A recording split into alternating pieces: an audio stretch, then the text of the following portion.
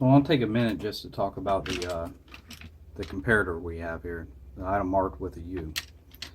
Now, comparators are used by their namesake. They're used to compare two things before producing an output. Typically, you can see a comparator in a schematic diagram as a triangle with a negative input and a positive input that will get you a voltage out.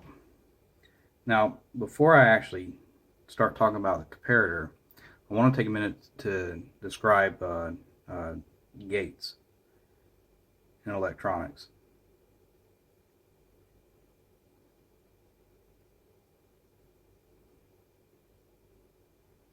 And what I have written here are a couple gates, and I'll explain them in a second. I'm going to start over on this right hand side. This first gate is called an AND gate. On the circuit diagram you'll see a flat side that resembles somewhat of a D. It might be elongated out, so forgive my drawings. But basically with the AND gate, you have to have A present and B present to get A and B out. Otherwise you would have no output from that gate. For a NAND gate, you'll see that it looks very similar, with the exception that you have a circle at the back end of your diagram. What that means is that when A and B is present, and you have to have both, then you get the inverse of A and B out. So if whatever this was, say if it was 5 volts both here, and whether or not they're summed in here or not, say that they were summed to 10 volts, you would get negative 10 volts out, versus here, if they were summed, you would have a positive 10 volts out. I'm just saying that as an example, and by no means does that mean that that's actually what would occur as far as voltage goes, but as far as these gates go, that's what this would represent. Your AND gate, you have to have A and B present in order to get AB out. Your NAND gate, you have to have AB present to get the inverse of AB out. We have a unique gate down here called a NOT gate. And it's one in, one out, but this is done to actually inverse whatever is present on the other side. So let's say if I had a positive 5 volts DC here, then it would be inverted to negative 5 volts DC out. We also have an OR gate. Notice its characteristics are a little bit different than these other three. The OR gate has a concave or convex, I don't know, appearance at the beginning, just like here. And it's not quite D-shaped, and again, forgive my drawing. It's kind of like a flag shape. But in a NOR gate, you can have either A present or B present to have an output. And then, as you probably already expected, with a NOR gate, you would need at least A or B present, and you would get the inverse of whatever is there out. So that just builds up on our gates a little bit.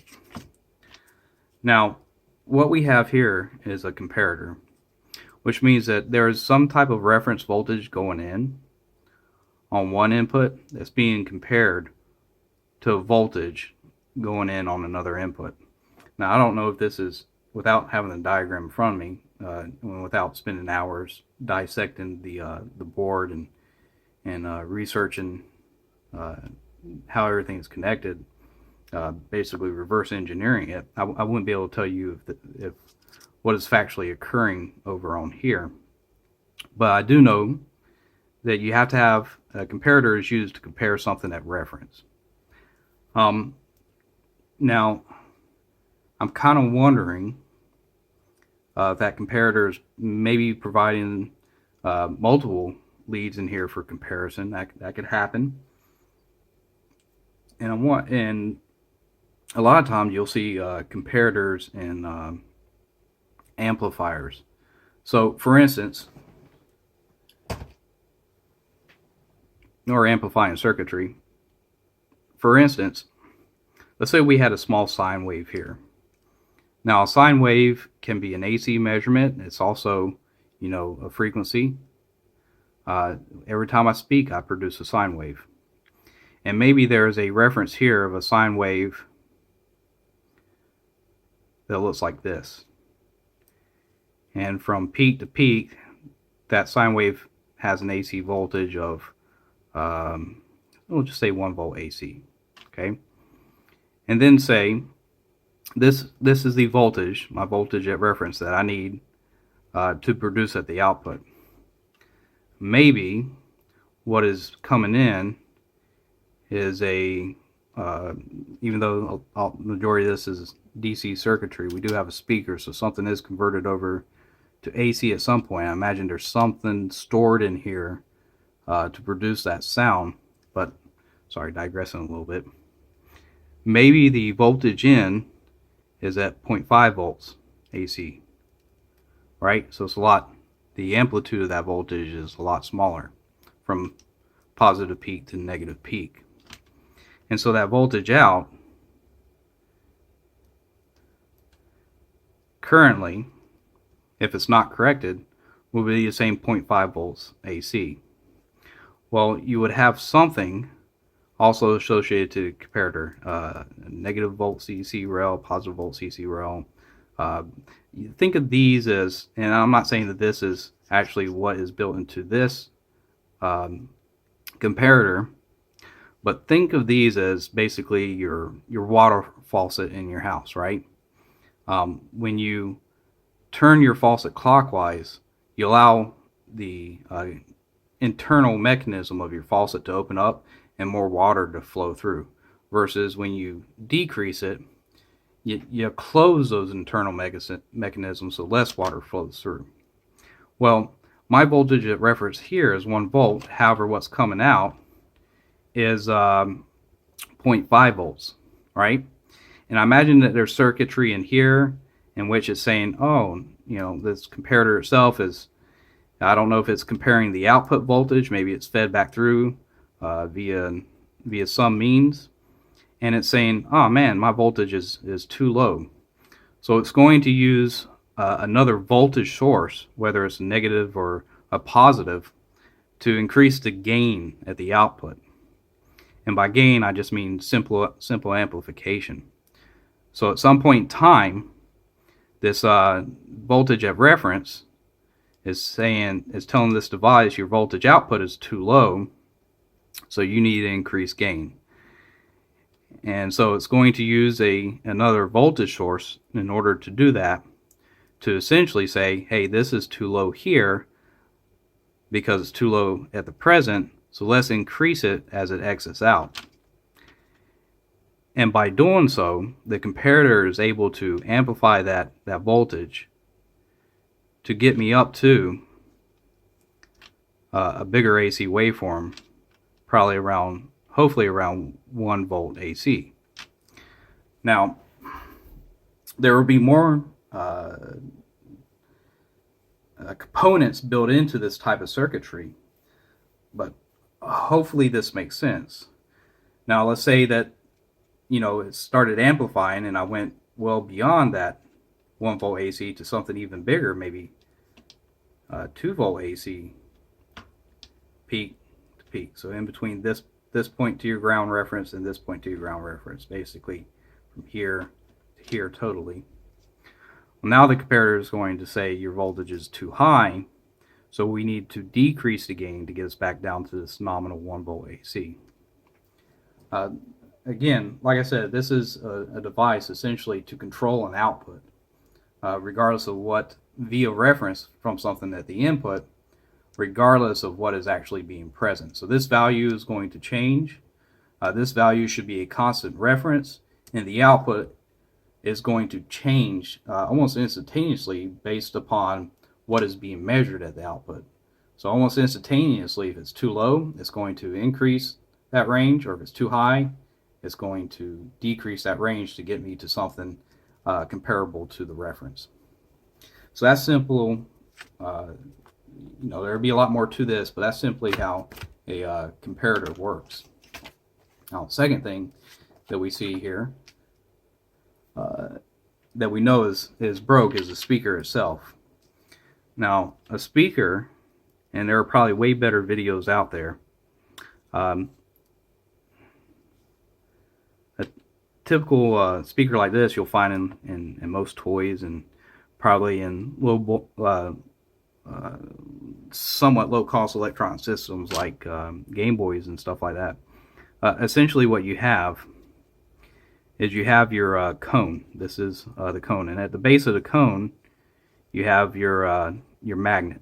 Okay, and then as you saw in here, you have an area attached to the diaphragm. The diaphragm would be the top piece here, the piece that's going to fluctuate.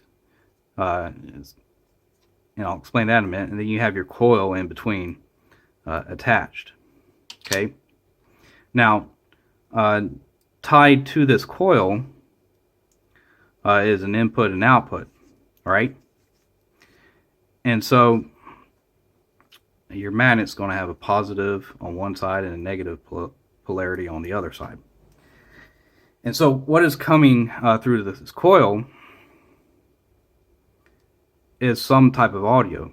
And audio is basically it's just an AC waveform, right?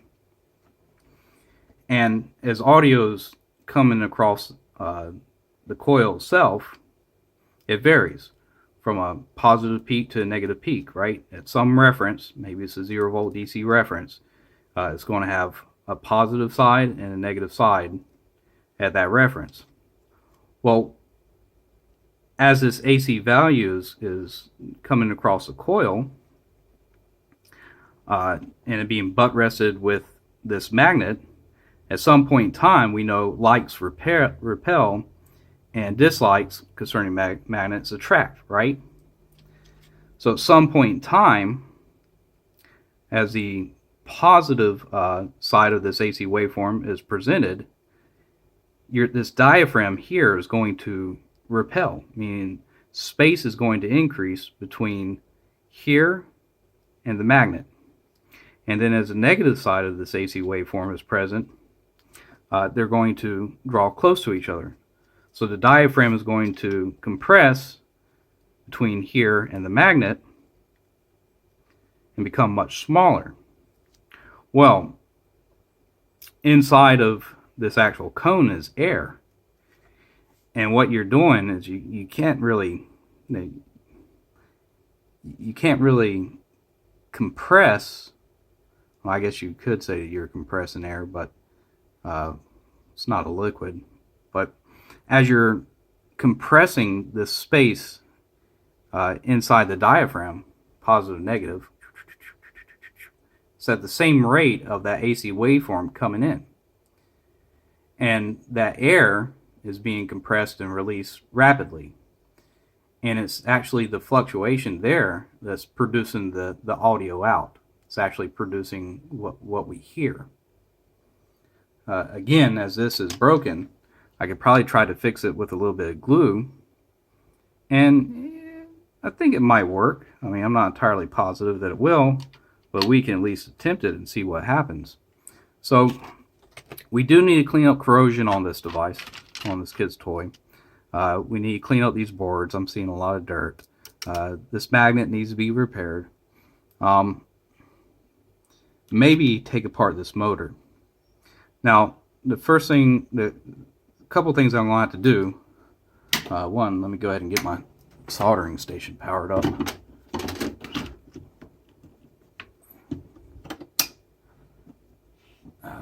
Take this rubber cap off.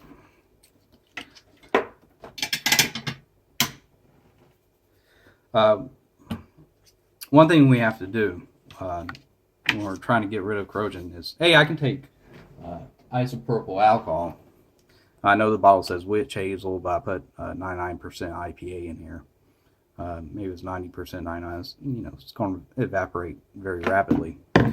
I could clean up all the dirt and everything in here with IPA. I need to be mindful of these gears because there would be some lubrication on them to keep them from ever sticking. IPA is going to destroy that lubrication. So I'd have to be able to re-lubricate these the gears inside of this DC motor. The other thing that I need to make note of is, even though you can clean terminals like the corrosion here on this switch and the corrosion here on this switch with IPA, it's not necessarily going to stop the spread of the corrosion. You need to neutralize the corrosion first before you clean with IPA. Something you could do to neutralize that corrosion is get yourself some vinegar. Apple cider vinegar, white vinegar, preferably distilled white vinegar is what I would use. And you would soak these pieces in that vinegar to neutralize the corrosion first, and then you would clean up with IPA afterwards. But make sure after you first soak or clean up with the vinegar that you thoroughly dry, because vinegar is not going to evaporate as quickly as IPA will.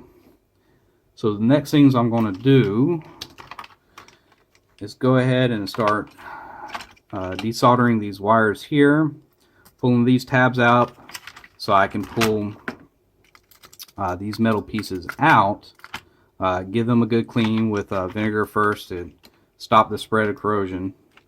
This switch appears to be affixed by plastic tab.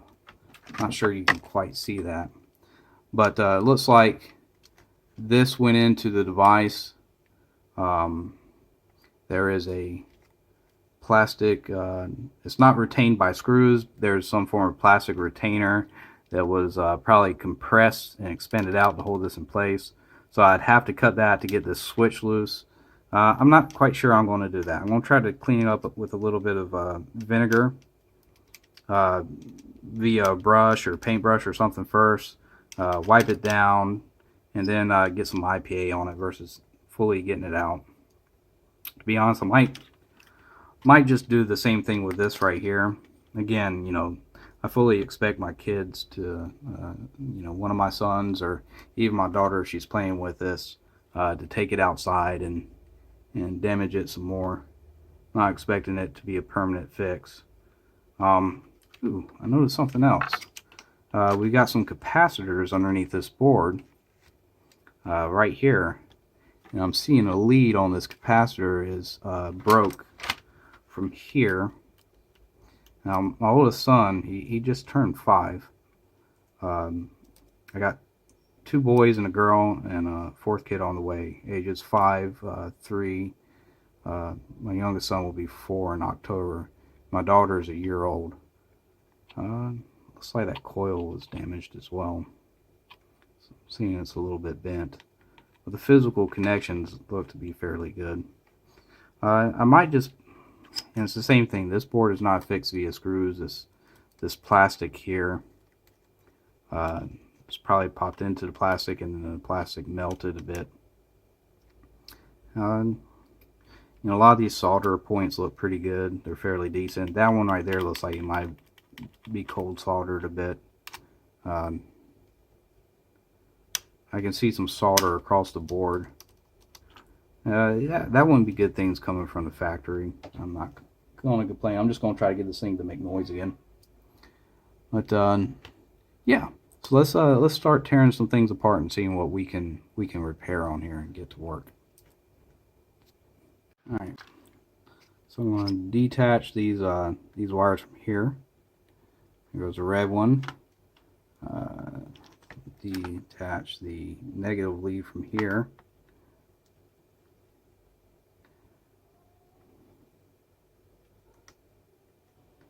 I'm warming up that solder. Now mind you, this gets extremely hot. You don't want to touch it. I have it currently set to 579 degrees Fahrenheit. I could probably lower that down quite substantially, to be honest. Still achieve the same effect. A couple of things I do with my soldering iron is I make sure to use flux to clean the soldering tip. This little base station has a you know, some hard flux in here that I can use to clean it. Flux is also good when applied to your wires or mechanical or where your SMDs will mount, because it helps solder flow from one point to another. Solder itself, especially a tin lead-based solder, will will have some flux in it to help it flow. But for now, I got those two wires disconnected. You need to be mindful that they go back into the same places, but I can should be able to remove everything in the battery compartment now. So I can take and turn off my soldering iron for a minute and start dismantling these pieces.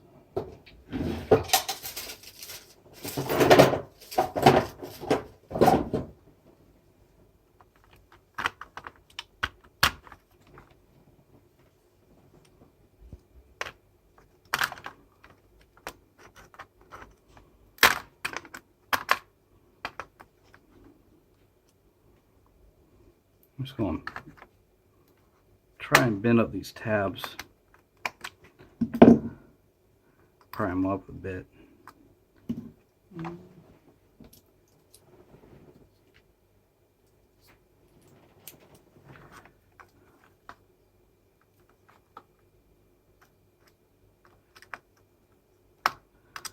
That one's definitely got quite a bit of corrosion on it.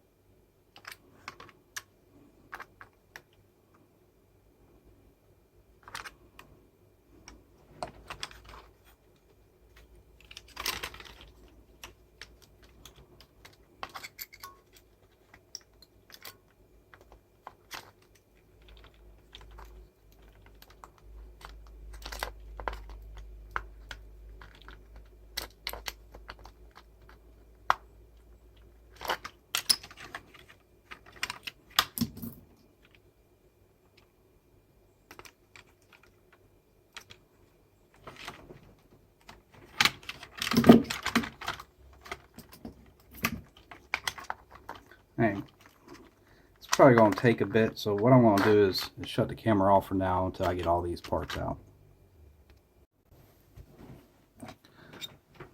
Okay, I was able to finagle a bit and get these terminals out. This one doesn't look too bad. Here's the main concern. You can see that there's a lot of corrosion that's accumulated on this terminal. Probably because that battery may have been leaking. Same with this terminal associated with that one battery. This one doesn't look too bad. What I'm going to do is put some distilled vinegar into a little container.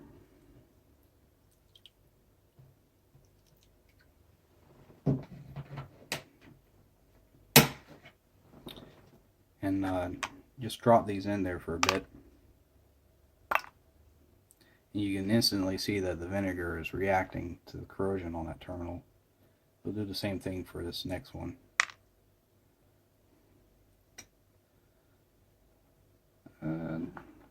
Put this in here as well. And I'm just going to leave that for a little bit and let it do some stuff. This thing, eating away at all that. Then I'll clean them up and dry them off, and then clean them off with some IPA. That'll be the last step. And while it's doing its thing, I'm going to get my 99% IPA out and start cleaning up this board a little bit.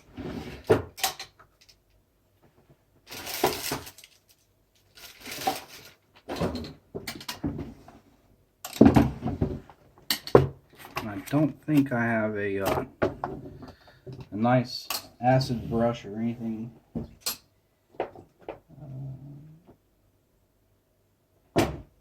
Anything on my desk. I'll go grab an acid brush, but I'm gonna get some cotton swabs for now, or Q-tips.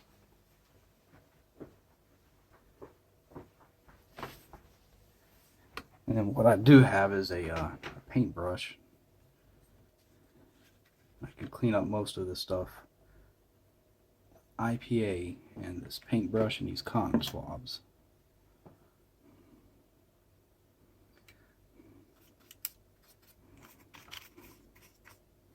And that's just to get a lot of this debris and dirt I'm seeing out of here and out of the way.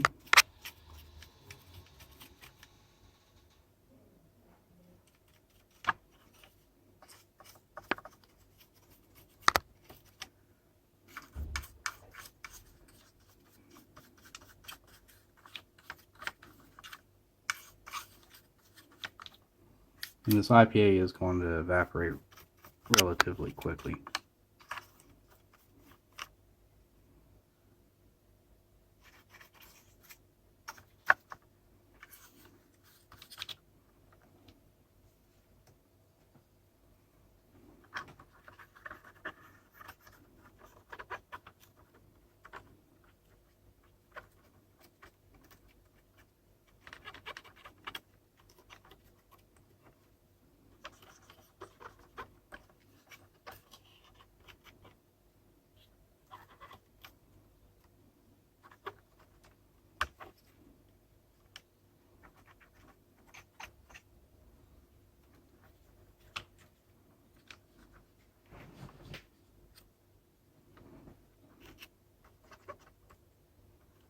I don't know if you can tell, it's actually getting pretty dirty. Yeah, that's why I hate using cotton swabs. You get snagged up on a lot of these solder points and cotton gets pulled out.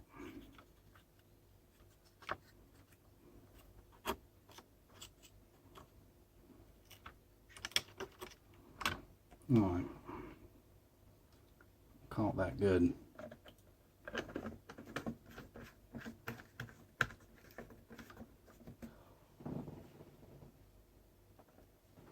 Or at least good enough for government work. I also want to go ahead and disconnect, get the speaker popped out and this board popped out, because I did see those components on the other side that had become disconnected from the board. I might have to, at some point, I'm just using mine, and I don't recommend doing this. I'm just using my soldering iron tip to kind of melt these plastic bits a little bit, pull this board out, and I'll definitely have to glue them on back in place afterwards. It looks like I'm going to have to disconnect the speaker or get it out of its home in order to fully get this board away from the plastic housing of this toy.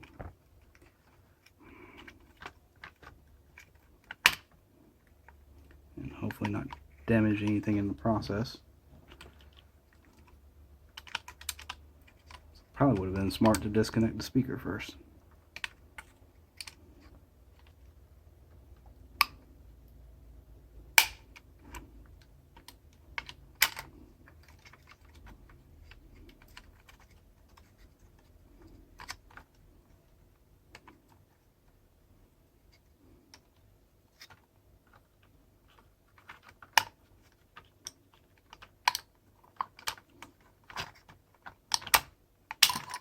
There we go.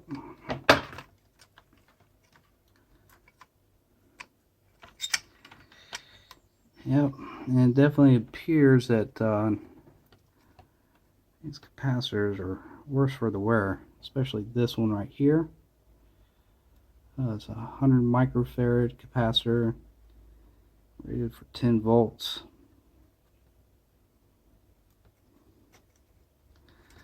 Yeah, they're all pretty corroded. I'm not going to replace them. It's a kid's toy. I am going to clean them up, and I am going to try to get this one capacitor here, that lead that's specifically broken on it. I'll try to bring this closer. But there's a lead on it that is broken away from the board. I don't know if you can see it there. It's a through-hole capacitor, so the lead actually goes to the other side. Not sure if I can just get some solder on it and reconnect the lead as it is, or maybe what I'll do is I'll run a piece of wire through there and then solder it to the lead on the other side. But the first thing I'm going to do is take that brush with the vinegar and just eat away at this with the paintbrush I was using for the IPA, and do the same thing with the vinegar and just try to get rid of a little bit of that corrosion. If I can find out where I dropped it from.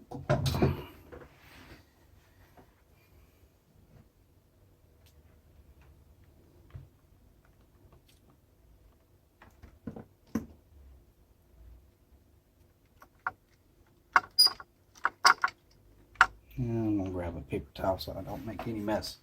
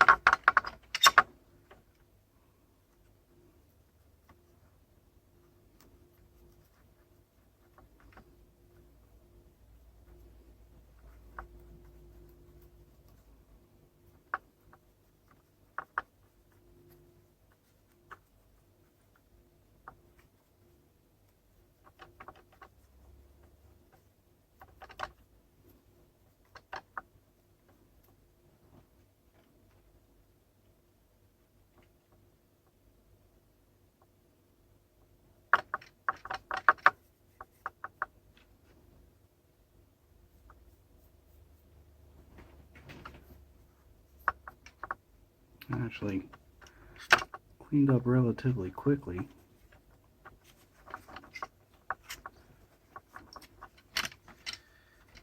I'm going to dilute the same thing, same parts that had the vinegar on it by applying APA or IPA.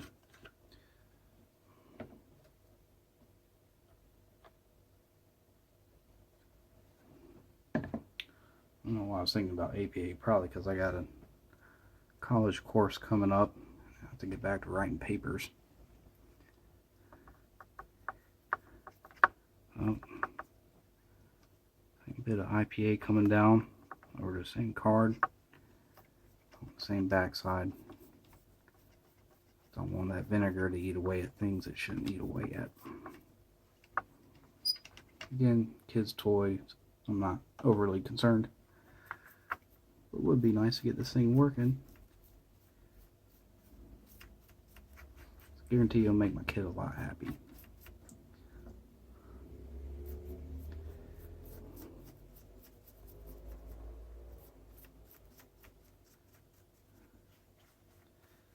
You can see all the dirt and everything coming off of here. That's not just dirt though, but it was corrosion from the board. It might actually be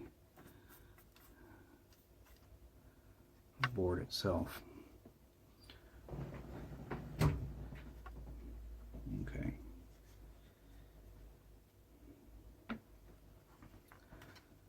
And let's take a look at this diaphragm. So, plastic bit right here is what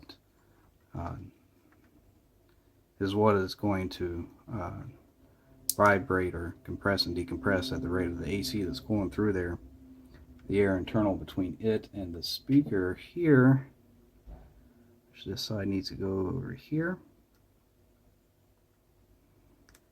It looks like the reason why it's falling out is maybe the plastic broke away a bit. I can't really tell. We'll glue that down.